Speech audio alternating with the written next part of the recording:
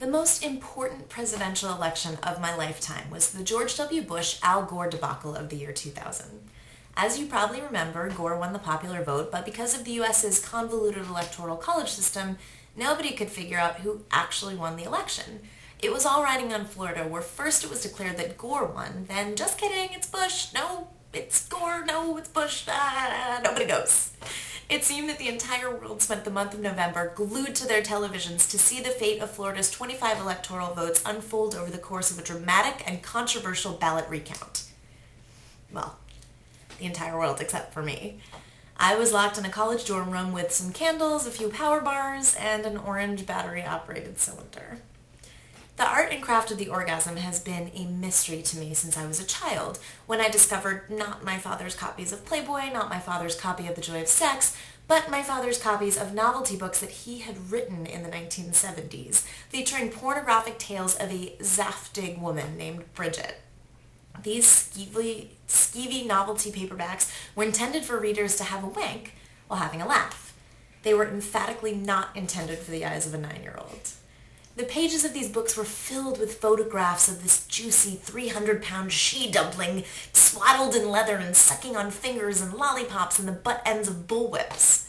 Seeing these photos, reading these stories written by my daddy, made me incredibly uncomfortable with sex, and it instantly prompted a disconnect between my brain and my thing.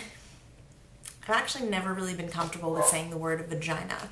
It's always thing or lady bits or naughty bits. I got in trouble for looking at those books, and I began to associate sex with the negative experience of getting screamed at by my parents. Needless to say, associating sex with my parents pretty much guaranteed that I was never going to have an orgasm. By the time I became sexually active and went off to college, I still didn't even really know what an orgasm was. I knew, based on Bridget's fleshy and floppy sexual escapades, that my body was supposed to swell in ecstasy, that I was supposed to moan and groan and pant and scream out the name of whoever it was that was diddling around down there. But that was it. Secretly, I didn't really want to know. Every time I had sex, I got uncomfortable. I couldn't stop thinking about Bridget, the plump, slutty beast gazing coquettishly into the lens as she mounted a paramour while gnawing on a turkey leg. I was horribly ashamed of my situation. I felt like my body was broken. I thought I was hiding in plain sight until one day, my senior year of college in the fall of 2000, when my friend Big Gay Corey, who we called that because he was big and gay and his name was Corey, was in the middle of a rant about the dysfunction or shortcomings of flavored condoms, and he stopped mid-sentence and he looked at me, and apropos of nothing, he said, "Oh my God, you've never had an orgasm."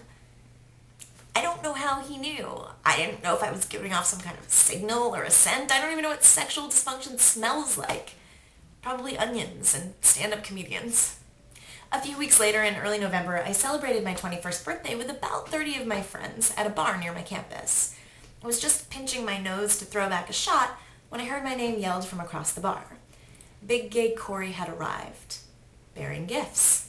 He thrust a pink plastic bag into my hands and watched delighted as I reached into it and pulled out a pack of D batteries, some lubricant, and a massive, nubby, basketball-colored vibrator. The package actually screamed "realistic" in black letters across the front. I squealed. I was mortified. I threw it back into the bag, and when I got back to my dorm room later that night, I threw it under my bed. That orange vibrator in the pink bag stayed under my bed for a few days. I didn't know what to do with it. I didn't want to get rid of it, but I certainly didn't want to use it. Gross. Stick that thing into my thing and see if the thing happened? It would never happen. It didn't ever happen. The day after Election Day, after spending a solid 16 hours screaming at my television and cursing my idiot self for wasting my ballot on Ralph Nader, I locked myself in my dorm room, disgusted with the world. I didn't want to eat, didn't want to watch TV or read or do homework or futz around on Napster. I wanted to do something happy, something that was going to make me feel good instead of angry. So I lit some candles, I put on a Dido CD, and I took the pink plastic bag out from under my bed. When I put the batteries in and turned it on, it buzzed like an angry horde of wasps. But I put the thing on my thing and waited for the thing to happen. It didn't at first, it just tickled and felt weird. It felt uncomfortable, and without the pressure to moan and groan and writhe around and show off for a partner, I didn't really know what to do. I waited and I waited and I waited and nothing happened, and just as I was about to give up and have some pizza bagels, the thing happened. I had an orgasm. Not an earth-shattering, name-screaming one, but one nonetheless, and I swear, as it was happening, the Dido CD reached that part of that song that Eminem sampled that goes, "And I wanna thank you for giving me the best day of my life." No kidding, Dido. And so, for the next week, while the entire world was screaming and swearing and yelling at their televisions and panicking their way through the presidential election, I was masturbating my way through it.